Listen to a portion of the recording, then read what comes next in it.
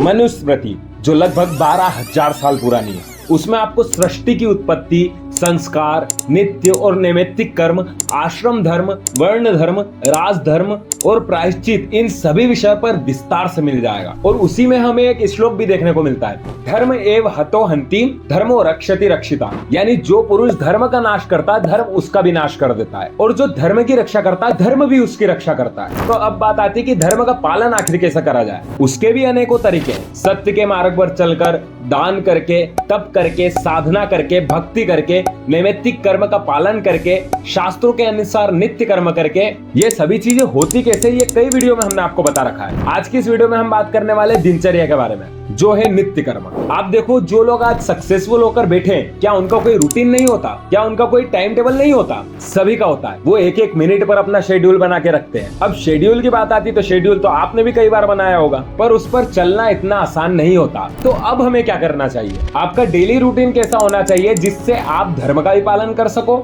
और अपना कार्य भी आसानी से कर सको। एंजाइटी, फोकस न कर पाना, नशा करना, जल्दी गुस्सा आ जाना, धन कमाना, परीक्षा में पास होना और भी बहुत सी परेशानियों का सामना करना पड़ रहा है आपको। इसी चीज को देखते हुए हमारे ऋषि मुनियों ने हजारों साल पहले हमें एक रूटीन बना करके दिया था, जो है वैदिक दिनचर्या। यानी कि वेदों के अनुसार आपको कब उठना है, कब खाना है, कब सोना है, कब स्नान करना है, कब पूजा करना है, ये सभी चीजें विस्तार से उन्होंने हमें बता रखी है। और यकीन मानो ये सभी चीजें कारगर भी है। आज भी गुरुकुल, आश्रम या विद्याधाम में ये सभी चीजें होती है। और अगर आपने केवल 45 दिन इस रूटीन का फॉलो कर लिया, इसके हिसाब से चल लिए, तो आप भी कभी जीवन में हताश नहीं होंगे। नेगेटिविटी आपके आसपास भी नहीं भटकेगी। आप में तेज आ जाएगा, शारीरिक और मानसिक रूप से आप मजबूत हो जाएंगे, और जितने फायदे गिनाए उतने कम है। तो वीडियो स्टार्ट करने के पहले मैं आपको बता दूं कि हम वैदिक दिनचर्या की पूरी सीरीज बना रहे हैं, जिनको हमने 5 पार्ट में डिवाइड करा है। पहले पार्ट में हमने आपको प्रभातचर्या के बारे में डिटेल में बताया था, जिसमें हमने आपको इन सभी बातों के बारे में बताया था। पार्ट 2 में हमने साधनाचर्या के बारे में डिस्कस किया था, जिसमें ये सभी चीजें बताई थी। और ये पार्ट 3 है, जिसमें हम आपको पूरी दिनचर्या आपकी कैसी होनी चाहिए इस पर बताएंगे। इसके बाद पार्ट 4 आएगा, जिसमें हम रात्रिचर्या के बारे में आपको बताएंगे। फिर 5th पार्ट में हम आपको वो मंत्र और श्लोक बताएंगे जो आपको डेली करना चाहिए। 2 पार्ट ऑलरेडी आ चुके हैं, जिसने नहीं देखा लिंक डिस्क्रिप्शन में आपको मिल जाएगी, जाकर के चेक कर लेना। तो अब ज्यादा टाइम वेस्ट नहीं करते हैं, स्वागत है आप सभी का वैदिक दिनचर्या पार्ट 3 दिनचर्या में। देखो, पूरे दिन का रूटीन बताना तो पॉसिबल नहीं है, क्योंकि हर व्यक्ति को अपने अपने काम रहते हैं। तो इस वीडियो में हम केवल भोजन बनाने की विधि, भोग अर्पण, भोजन के नियम, हरि स्मरण, संकीर्तन और धर्म के पालन करने वाले नियमों के बारे में बात करने वाले हैं। और मैं ये बात दावे के साथ कह सकता हूँ कि एक बार पूरी वीडियो देख लीजिए और जितना बता रहे हैं उतना कर लीजिए, फिर जो रिजल्ट आएंगे ना, आप खुद हैरान रह जाओगे। तो दिनचर्या के बारे में समझने के लिए हमें थोड़ा सा पीछे चलना होगा, पार्ट 2 साधनाचर्या की एंडिंग पर, जहां हमने आपको प्राणायाम के बाद वस्त्र पहनने तक की प्रोसेस बताई थी। इसके बाद आपको ध्यान देना होगा भोजन विधि पर। देखो, 3 प्रकार के भोजन होते हैं, सात्विक भोजन, राजसी भोजन और तामसिक भोजन। सात्विक भोजन बिल्कुल शुद्ध और ताजा होता है। इसमें ताजा फल, सब्जी, दूध, अनाज, दालें, शहद, ये सब चीजें शामिल होती है। सात्विक भोजन शरीर और मन में शांति और संतुलन बना करके रखता है। फिर है राजसी भोजन, इसमें मसालेदार, तीखा, खट्टा, नमकीन, तली हुई, भुनी हुई खाद्य पदार्थ शामिल होती है। ये भोजन आपके शरीर को ऊर्जा और शक्ति तो देता है, लेकिन अधिक मात्रा में लेने से व्यक्ति में उग्रता और अशांति उत्पन्न होने लगती है। और लास्ट में है तामसिक भोजन,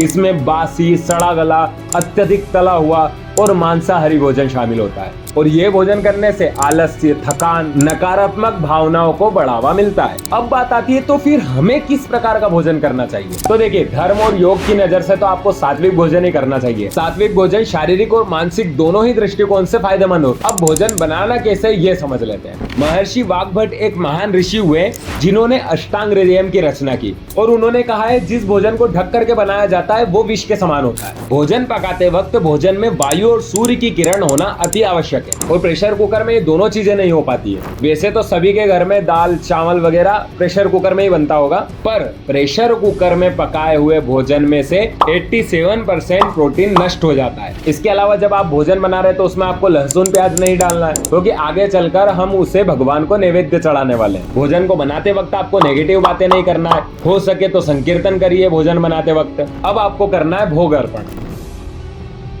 श्रीमद् भागवत में लिखा गया है कि वो व्यक्ति सभी पापों से मुक्त हो जाता है जो भगवान को नैवेद्य चढ़ा करके उसके बाद भोजन करता है। तो इस बात का ध्यान आपको भी रखना है, जब आप भोजन बनाए तो उसमें लहसुन प्याज न डालें और भोजन बनाने के बाद में उसे चखे तक ना। भोजन बन जाने के बाद एक थाली में भोजन रख लीजिए और सीधा अपने मंदिर में जाकर के भगवान के सामने रख दीजिए। अब आपको अपने आसन पर बैठ जाना है। इसके बाद में घंटी बजाते हुए इस मंत्र को बोलना है। नाभ्य आसी दंत ऋक्षगुम श्रेष्ठो द्योहो समर्वर्तता पदभ्याम भूमिर्दिशा श्रोत्रात थालोका नकल्पयन्ना। या फिर आप एक छोटा मंत्र भी बोल सकते हैं, अमुक देवताय नमः नैवेद्यम निवेदयामि। अमुक की जगह पर आपके सामने जो भगवान है उनका आपको नाम लेना है। जैसे राम है तो रामाय नमः नैवेद्यम निवेदयामि, कृष्ण है तो कृष्णाय नमः नैवेद्यम निवेदयामि, ऐसा सभी में लगाना है। और हाँ, एक और बात, जब कोई देवी को आप भोजन का भोग लगा रहे हो तब आपको य की जगह य का प्रयोग करना है। जैसे दुर्गा यै नमः नैवेद्यम निवेदयामि, लक्ष्म्यायै नमः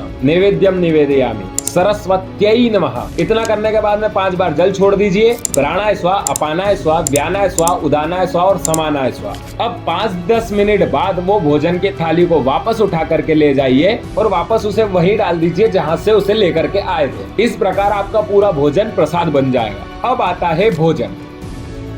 तो सबसे पहले तो हम भोजन का टाइम देख लेते हैं, कब आपको भोजन करना चाहिए। एक स्वस्थ और अच्छा जीवन जीने के लिए आपको कम से कम 4 बार खाना होगा। पहला, सुबह का नाश्ता, जो सुबह के 7 से 9 के बीच आपको कर लेना है। ये दिन का सबसे महत्वपूर्ण भोजन होता है क्योंकि इससे आपको पूरे दिन में ऊर्जा मिलती रहेगी। फिर है दोपहर का भोजन, जो कि आपको करना है 12 से 2 बजे के बीच। इस समय आपके पाचन तंत्र की क्रिया सबसे तीव्र होगी, जिससे भोजन अच्छे से पचता है। इसके बाद में आता है शाम का हल्का नाश्ता, जो आपको 4 से 6 बजे के बीच कर लेना है। ये हल्का और पौष्टिक होना चाहिए, जो रात तक की ऊर्जा दे। अंत में आता है रात्रि का भोजन, जो आपको 7 से 9 बजे के बीच कर लेना है। ये सोने से कम 2 घंटे पहले कर लेना चाहिए ताकि पाचन तंत्र को भोजन पचाने के लिए पर्याप्त समय मिल सके। तो अब हम वापस अपने टॉपिक पर चलते हैं। जब आपने नैवेद्य लगा दिया है भगवान को, उसके बाद आपको पूर्व या उत्तर की ओर मुंह कर करके एक आसन पर बैठ जाना। अब जब भोजन की थाली आपके सामने आ जाए तब आपको हाथ जोड़कर इस मंत्र का उच्चारण करना है, जो स्क्रीन पर आ रहा होगा। या फिर इससे पहले हमने आपको जो नाभ्य आसी दंत ऋषिगुम वो बताया था, वो उसका भी आप उच्चारण कर सकते हैं। और एक बार हाथ में जल लीजिए,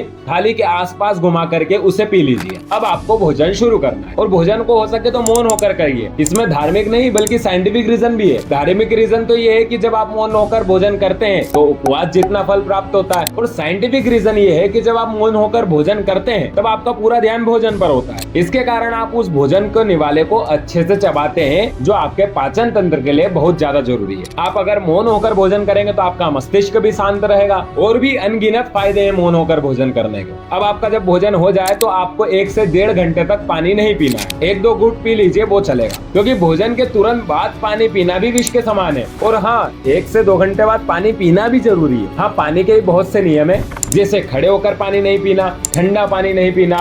ये सभी चीजें के लिए हम एक डिटेल आयुर्वेद की वीडियो बना देंगे। अगर आपको उसकी जरूरत है तो आप कमेंट में बता देना। अब आता है हरि स्मरण।